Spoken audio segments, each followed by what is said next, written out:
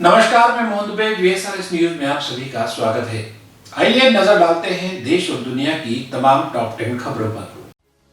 BJP नेता कैलाश विजयवर्गीय, उनके बेटे आकाश और बीजेपी विधायक रमेश मेंदोला की वजह से शुक्रवार को उज्जैन स्थित महाकाल मंदिर में हंगामा हो गया। इसके चलते भस्म आरती में आधे घंटे की देरी हो गई। तीनों नेता शुक्रवार सुबह महाकाल के दर्शन करने पहुंचे थे और उनके आते ही मंदिर प्रशासन ने सभी गेट बंद कर दिए। बताया जा रहा है कि सीसीटीवी कैमरे भी बंद कर दिए गए थे।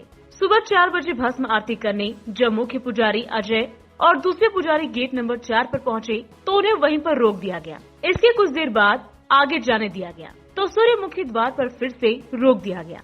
पुजारी अजय ने यहाँ तैनात वाणिज्यिक कर अधिकारी दिनेश जायसवाल से रोकने की वजह पूछी तो वे बहस करने लगे। इसी बीच पुजारियों ने सभी मंडप में कैलाश विजयवर्गीय के साथ आकाश और रमेश मेंदोला को देखा तो वे भड़क गए और हंगामा शुरू कर दिया। उन्होंने कहा कि मुख्यमंत्री से शिकायत करेंगे।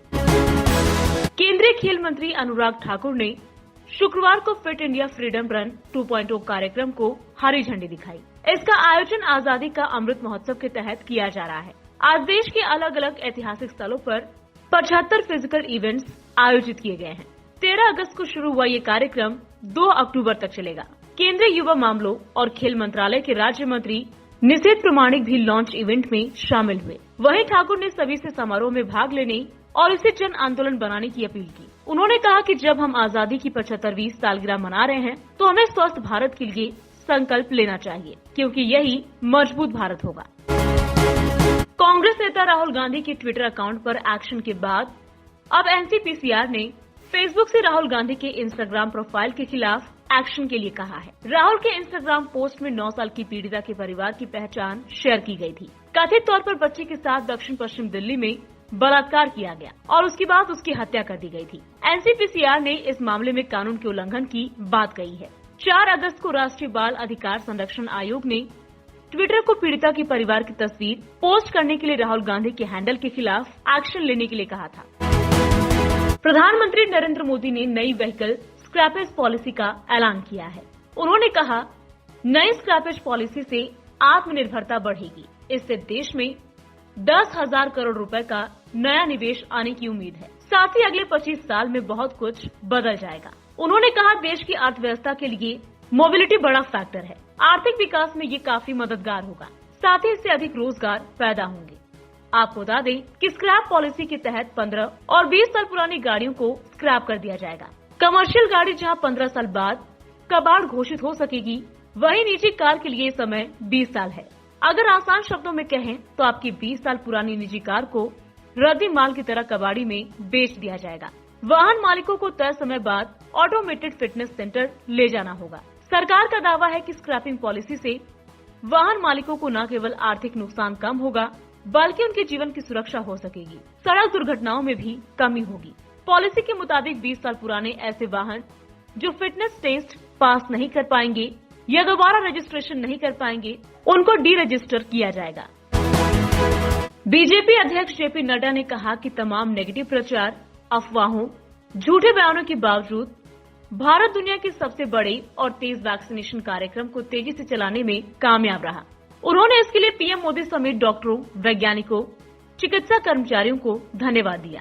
TOI की रिपोर्ट में नड्डा ने बताया कि भारत 10 से 20 करोड़ वैक्सीनेशन तक महज 45 दिनों में पहुंचने में सक्षम रहा। उन्होंने कहा, तब से वैक्सीनेशन ड्राइव को तेज किया जा रहा है। अगले 10 करोड़ डोज के लिए 29 दिन का समय लगा, उसके बाद के 10 करोड़ डोज के लिए 24 दिन और अब 10 करोड़ के लिए 20 दिन। नड्डा ने कहा कि अब हमें 2021 के अंत तक सभी वयस्कों के वैक्सीनेशन के PM मोदी के मिशन को पूरा करना है। बीजेपी अध्यक्ष ने जोर देकर कहा कि इस साल के अंत तक देश में 136 करोड़ से अधिक वैक्सीन की डोजेस प्रोड्यूस हो जाएंगी। पहाड़ों पर हो रही बारिश की वजह से यूपी के 23 जिलों में बाढ़ आ गई है। बनारस में गंगा यमुना इन दिनों पूरी तरह से उफान पर है। इसी वजह से गंगा के घाट भी बाढ़ के पानी में डूब गए हैं। मोक्ष की चाह में लोग बड़ी संख्या में अपनों का अंतिम संस्कार करने काशी पहुंचते हैं, लेकिन गंगा का पानी मोक्ष की राह में बाधा बन रहा है। बनारस का मणिकर्णिका घाट इन दिनों पूरी तरह से जलमग्न हो गया है। हालात ये हो गए हैं कि शवदाह के लिए जगह तक नहीं बची है।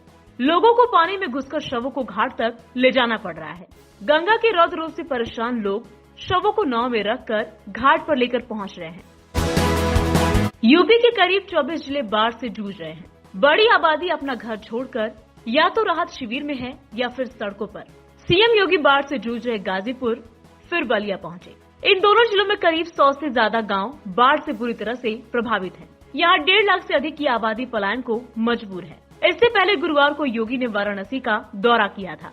गाजीपुर पहुंचे सीएम योगी ने बाढ़ पीड़ितों से मुलाकात की, उन्हें राहत सामग्री बांटी है। सीएम योगी ने कहा कि यूपी में बाढ़ हरियाणा, राजस्थान और मध्य प्रदेश से छोड़े गए पानी की वजह से आई है। इसकी वजह से प्रदेश के 24 जिलों में 620 गांव प्रभावित हैं।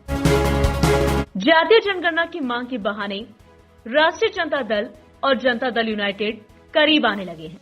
प्रधानमंत्री नरेंद्र मोदी के मुख्यमंत्री नीतीश कुमार को मिलने का समय नहीं देने के मामले को आरजेडी नेता तेजस्वी यादव ने बिहार के सम्मान से जोड़ दिया है।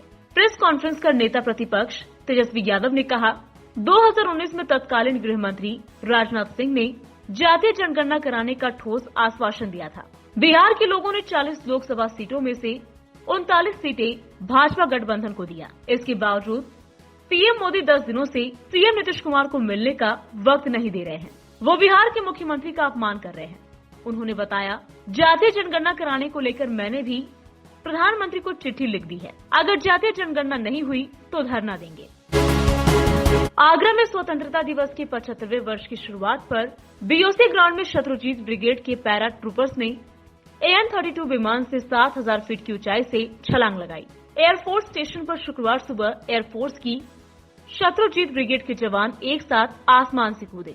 जवानों ने अदम्य साहस और वीरता का प्रदर्शन कर सभी को तालियां बजाने पर मजबूर कर दिया।